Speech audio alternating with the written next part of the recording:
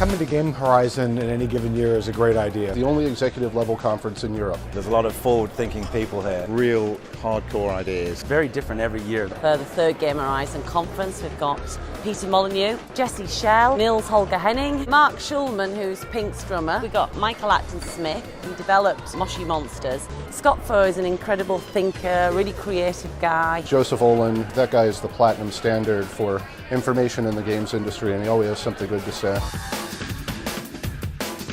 The biggest challenge for anyone within games and interactive entertainment is what's next. There are huge differences between the way things work in the US, Asia, and Europe. I think Europe is ahead of the game in some ways when it comes to microtransactions and some of the other economic models. And so some of the folks here are world leaders in these new models, and I'm really interested to hear what they have to say and compare notes. So many more things going on, so much more invention and creativity, there's so much bigger problems. It's only events like this where you actually get to meet other people. There's a really nice spread of topics that are really inspiring on the creative and sort of concept side for the industry, but also a strong showing from the business and management side to see how we sort of wire this all together and pay the bills at the end of the day. The growing market, $15 billion today, $90 billion by 2015. This is an amazing market.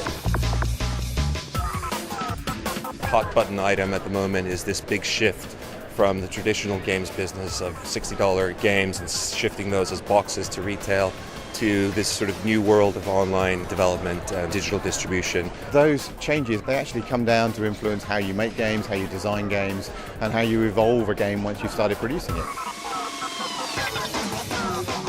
The VIPs are the conference together, great networking event, and we talk about a lot of business and have a lot of fun at the same time. It's very useful to meet other heads of businesses. I mean, there's a lot of faces I've never seen before, which is a great sign, and there's a lot of the usual suspects here. It's as much an investment in yourself as it is in your career to be able to just dialogue with colleagues and be able to share things. You share them fast and you're able to self-select. People may say, oh, I'd really like to meet him or her because I think together we could do this, and there's a great possibility of that happening here.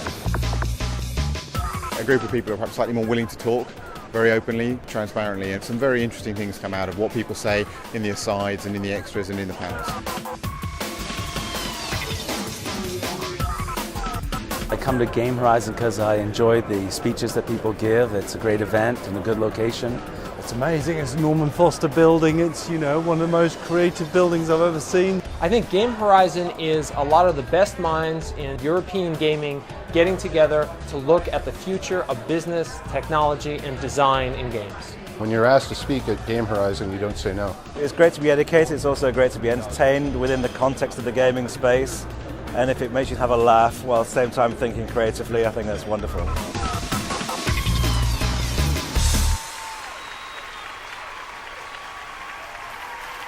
Now that was a show.